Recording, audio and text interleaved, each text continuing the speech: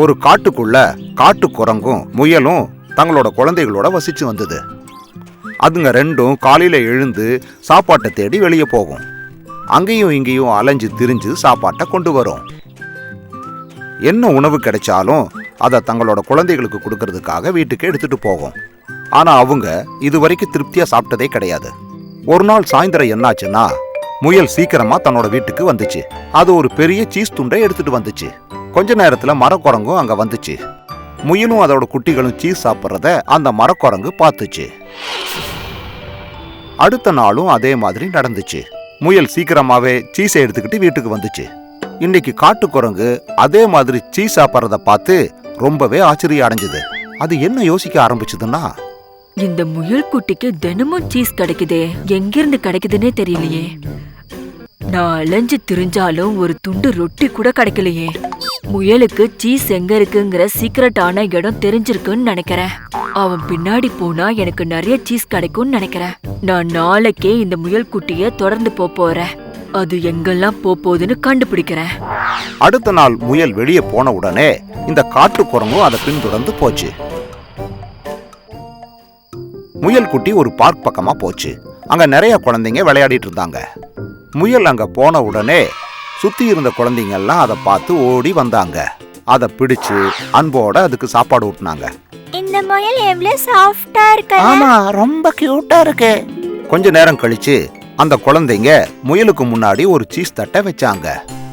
அதுக்கப்புறமா அந்த முயல் அதுல இருந்த ஒரு பெரிய சீஸ் துண்டை எடுத்துட்டு வெளியே கிளம்பி போயிடுச்சு. அதை பார்த்த காட்டுக்குரங்குக்கு ஆச்சரியம் தாங்க முடியல. அப்படின்னா இந்த முயல் குட்டி அலையல திரியல ஒண்ணுமே பண்ணல, ஆனா சும்மா இருந்ததுக்கே இவ்ளோ சீஸ் கிடைக்குதா? ஆனா நான் நாள் முழுக்க கஷ்டப்பட்டுக்கிட்டே இருக்கேன்.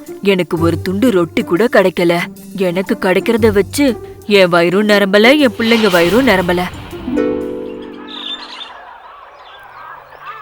அடுத்த நாள் காலையில முயலுக்கு முன்னாடியே காட்டுக்குரங்கு சீக்கிரமா எழுந்து வெளியே கிளம்பி போகுது.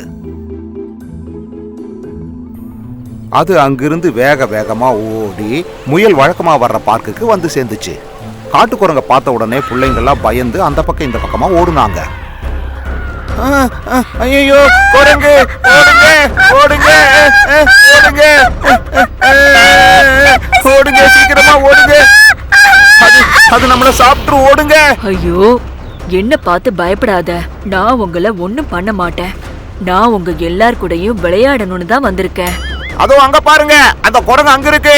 அந்த குரங்க பார்த்த உடனே பிள்ளைங்களோட பெற்றோர்கள் அதை அடிக்க ஓடி வந்தாங்க. பெத்தவங்க எல்லாம் சேர்ந்து அந்த குரங்க நல்லா அடிச்சாங்க. ஒரு சமயம் அந்த குரங்கு அங்கிருந்து எப்படியோ தப்பிச்சு ஓடிடுச்சு. கொஞ்ச நேரத்துல முயல் அந்த பார்க்குக்கு வந்துச்சு. குழந்தைகளும் அதை ஜாலியா தூக்கி விளையாண்டாங்க. அதுக்கு சாப்பிட்றதுக்கும் சீஸ் கொடுத்தாங்க. அடி வாங்கின காட்டுக்குரங்கு மரத்து மேல உட்காந்து யோசனை பண்ணிக்கிட்டு இருந்துச்சு. அப்பாடா, நமக்கு உயிராவது மிஞ்சிச்சேன்னு நினைச்சுது. அதனாலதான் பெரியவங்க சொல்லுவாங்க, நல்ல குணம் இருக்கிற மாதிரி நடிக்க கூடாதுன்னு. ஏன்னா அவங்க குணம் என்னன்னு சீக்கிரமா கண்டுபிடிச்சிருவாங்க. அப்ப அந்த குரங்குக்கு ஏற்பட்ட சூழ்நிலை தான் நமக்கு ஏற்படும். ஏமாத்துறவன் கண்டிப்பா ஏமாறுவான். ஹாய், நான் தான் ஷைனி. என்ன இந்த மாதிரி நீங்க பார்க்கணும்னா இந்த வீடியோவை கண்டிப்பா ஷேர் பண்ணுங்க.